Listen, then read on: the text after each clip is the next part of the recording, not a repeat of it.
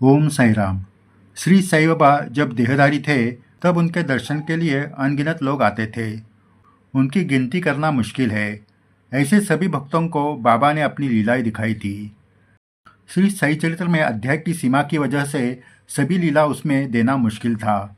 फिर भी उनके दर्शन के लिए गए भक्तों ने श्री साई बाबा के अनुभव शिरडी संस्थान के श्री साई लीला मासिक में दिए, जो हम आज भी पढ़ सकते हैं। ऐसा ही एक अद्भुत अनुभव मराठी भाषा के श्री साई लीला के 1979 के मासिक में दिया गया है। वो आपको बताते हैं। अनुभव बताने से पहले आपको विनती है कि अगर आपने चैनल सब्सक्राइब नहीं किया तो ज़रूर कीजिए और वीडियो के नीचे दिए गए थैंक्स बटन के द्वारा सही प्रचार कार्य को अर्थसहाय्य करके सही सेवा में शामिल होइए। मुंबई में रहने वाले रामकृष्ण कोठारे लिखते हैं, मेरा जन्म 1908 में हुआ।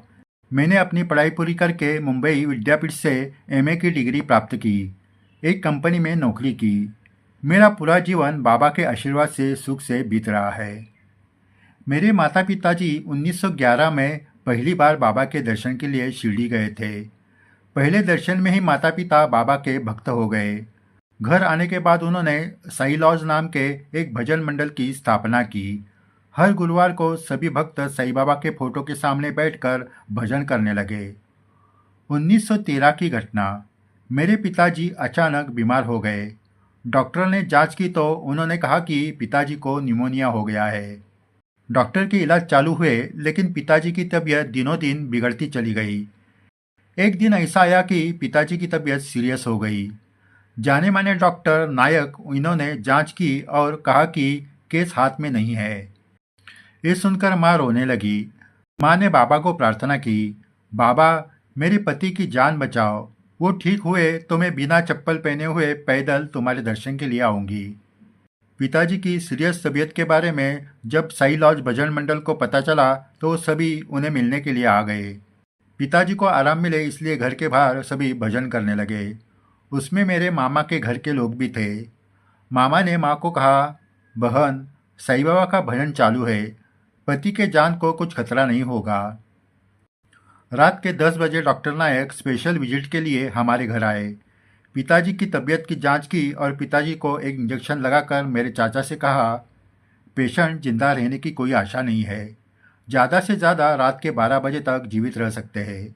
आप मुझे रात के 1 बजे तक फ़ोन करके उनके तबीयत के बारे में बता देना। इतना कहकर डॉक्टर चले गए। माँ को कुछ बताया नहीं गया। दादाजी ने भगवद गीता पढ़नी शुरू की। 11 बज चुके और पिताजी को सांस लेना मुश्किल होने लगा। सभी ने पिताजी की जीवित रहने की उम्मीद छोड़ दी। माँ का तो रो रो कर बुरा हाल हुआ। बार बार वो बाबा को पुकार रही थी। दादाजी समझ गए थे। उन्होंने हिंदू रीति रिवाज के अनुसार तुलसी पत्र लाकर जमीन पर रखे। पिताजी की मृत्यु के बाद उनका देह उस पर रखना था। दादाजी की आंखें नम हुई थी। अपने पुत्र को आंखों के सामने मरते हुए देखना वो कैसे सहन कर रहे थे, वो वही जान सकते थे। माँ का तो हाल क्या हुआ होगा ये आप जान सकते हैं। सभी लोग उसे धीरज दे रहे थे, लेकिन उसकी हालत तो पागल की तरह हो रही थी। तो घर के बाहर साई भक्तों ने उम्मीद नहीं छोड़ी थी। वो जोर शोर से श्री साई का भजन कर रहे थे। उनकी पुकार शिरडी में बैठे हुए साई तक पहुंचनी चाहिए, इस श्रद्धा से वो बिना रुके भजन कर रहे थे। रात के 12 बज गए। सभी लोगों की नज़र पिताजी पर थी। भजन चालू था। 1 बज गए और पिताजी की सांस साधारण स्थिति में आ गई। अब वो बिना तकलीफ सांस ले रहे थे। सभी चौंक गए। चाचा तुरंत डॉक्टर के पास गए और उनको साथ लेकर ही वापस आए। डॉक्टर ने पिताजी की जांच की और वो हैरान हो गए। सभी डॉक्टर को देख रहे थे कि अब वो क्या कहेंगे। डॉक्टर ने पिताजी को इंजेक्शन लगाया और कहा, अब ये केस मेरे हाथ में आ गई है। ये सुनकर सभी खुश हुए। सभी ने बाबा के नाम का जय जयकार किया। माँ वहाँ से ही बाबा को धन्यवाद देने लगी। दादाजी के सर से बोझ हल्का हुआ। नम हुई आंखें पोंछकर उन्होंने अपने आचार्य को सभी के लिए कॉपी तैयार करने के लिए कहा। सही भजन सुबह 4 बजे तक चलता रहा। पिताजी को अब गहरी नींद लगी थी। घर वापस जाते वक्त सभी भजन गायक माँ के पास आए और कहा, बहन बाबा ने आपके सिंदूर की रक्षा की। हम सब जल्द ही बाबा के दर्शन के लिए शिरडी जाएंगे। उस दिन से पिताजी की तबीयत ठीक होने लगी। वो घर में ही घूमने फिरने लगे। एक दिन डॉक्टर घर आए और पिताजी को देखकर दादाजी को कहा, आपके बेटे का पुनर्जन्म हुआ है। ये श्रेय मेरा नहीं है। डॉक्टर मान चुके थे कि ये एक चमत्कार ही है। पिताजी जब बिल्कुल ठीक हुए तो हम सब बच्चों को लेकर माँ और पिताजी शिरडी के लिए निकले। साथ में भजन मंडल के लोग भी थे। सुबह ट्रेन से सभी कोपरगांव स्टेशन पर पहुंच गए। 3 बैलगाड़ी पर हम सभी लोग बैठ गए। लेकिन माँ ने बाबा को कहा था कि पिताजी ठीक होने के बाद वो पैदल बिना चप्पल पहने हुए दर्शन के लिए आऊंगी। इसलिए वो बैलगाड़ी में बैठने के लिए तैयार नहीं हुई। 3 बैलगाड़ी के साथ वो पैदल ही जाने लगी। माँ को कभी बिना चप्पल पहने हुए रास्ते पर चलने की आदत नहीं थी। उसमें उस वक्त गांव के रास्ते तो धूल और मिट्टी के थे, लेकिन माँ ने इसकी परवाह नहीं की। छोटे छोटे पत्थर पाँव को चुभ रहे थे, कांटे लग रहे थे, लेकिन माँ बाबा का नाम लेते लेते चल रही थी।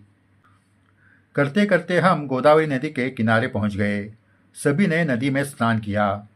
बाद में साथ में लाया हुआ खाना खाया, लेकिन माँ ने कुछ नहीं खाया। इतना ही नहीं तो मुंह में पानी का एक बूंद भी नहीं लिया। हम सबको उसका बुरा लग रहा था। उसकी श्रद्धा के सामने हम बेबस थे। थोड़ा आराम करके हम सीढ़ी की ओर बढ़े। अब धूप से जमीन तप रही थी और माँ बाबा का नाम लेते लेते चल रही थी। सीढ़ी नजदीक आने लगी और माँ थकने लगी। एक जगह वो पेड़ के नीचे छांव में बैठ गई। उसी वक्त भेड़ियों के झुंड के साथ एक धनगर वहां आ गया। हाथ में लाठी, सर पर कपड़े की पगड़ी, सफ़ेद दाढ़ी मूछ, ऐसे वो दिख रहा था। माँ के पास आकर उसने माँ के पाँव को देखकर कहा, माई, क्यों अपने आप को इतनी तकलीफ दे रही हो? तेरी मन्नत साईं बाबा तक पहुँच गई है। अब जा और गाड़ी में बैठ जा। पिताजी और सभी लोगों ने माँ से वही कहा, लेकिन माँ कहाँ सुनने वाली थी। वो बैलगाड़ी के साथ पैदल ही जाने लगी। दूसरी ओर शिरडी में बाबा के मध्याह्न आरती की तैयारी शुरू हुई थी। आरती का समय हुआ और बापू साहब जोग बाबा के पास आरती लेकर आए। बाबा ने कहा, बापू, इतनी जल्दी क्या है? थोड़ा सब्र कर। बाबा की नज़र किसी को ढूंढ रही थी। सब समझ गए कि बाबा किसी का इंतज़ार कर रहे हैं। सभी चुप बैठे और थोड़ी ही देर में हम सभी द्वारका में पहुंच गए। धीरे धीरे करके किसी तरह माँ बाबा तक पहुंच गई और बाबा के चरणों पर सर रखकर अपने आंसू से बाबा के चरण धोए। माँ फूट फूट कर रो रही थी। बाबा ने उनकी पुकार सुनी थी, उसके सिंदूर की रक्षा की थी। उसकी ये हालत देखकर बाबा ने बापू साहब जोग से कहा, बापू, क्या कहूँ इसको? क्या करूँ मैं? इसको रास्ते में मिला, कहा कि तेरी मन्नत पूरी हुई, अब गाड़ी में बैठ जा। लेकिन इसने अपनी हट नहीं छोड़ी, आ गई पैदल। पाँव को तो देखो, कितने छाले पड़े हैं। पाँव भी दुख रहे हैं। ठीक है, सुबह तक ठीक हो जाएगा। ये उदी लेकर जा, पूरे बदन पर लगा। इतना कहकर बाबा ने माँ के हाथ में मुट्ठी भरकर उदी दे दी। बाबा बोल रहे थे, तभी हम सबको पता चला कि वो लाठी लेकर आने वाला दूसरा तीसरा कोई नहीं था तो बाबा थे। बाबा की ये भक्तों के प्रति चिंता देखकर सभी के आंखों में आंसुओं की धारा लग गई। माँ के पाँव और बदन का दर्द उदी लगाने से सुबह तक पूरी तरह ठीक हो गया। साईं भक्त हो, श्री साईं बाबा कितने दयालु है, इसका यह अनुभव है। किसी भी भक्त की तकलीफ वो देख नहीं पाते। रामकृष्ण कोठारी की माँ का दर्द वो देख नहीं पाए। अपने पति की जान बचाने के लिए उन्होंने जब बाबा को पुकारा तो पति की जान बाबा ने बचाई। चलते चलते पाँव को छाले पड़े तो बाबा को तकलीफ देखी नहीं गई। शिरडी में पहुंचने से पहले ही वो धनगर के रूप में आकर उस माँ को मन्नत पूरी हुई है बताकर गाड़ी में बैठने के लिए कहा। भक्त की तकलीफ बाबा सहन नहीं कर पाते हैं। वो किसी न किसी रूप में आकर मदद करते हैं, लेकिन हमारी श्रद्धा भक्ति उतनी ही अटल होनी चाहिए। सुख में बाबा को भूल जाना और संकट के समय बाबा को पुकारना ये कोई भक्ति नहीं है। इसलिए हर वक्त बाबा की याद रखो, उनका नाम जाप करते रहो। आपको भी संकट के समय बाबा ऐसे ही अनुभव देंगे। जय साईं राम। आगे भी ऐसे अद्भुत अनुभव आपको बताए जाएंगे। अगर आपने चैनल सब्सक्राइब नहीं किया तो ज़रूर कीजिए और वीडियो के नीचे दिए गए थैंक्स बटन के द्वारा सही प्रचार कार्य को अर्थ सहाय्य करके सही सेवा में शामिल होइए। जय साईं राम।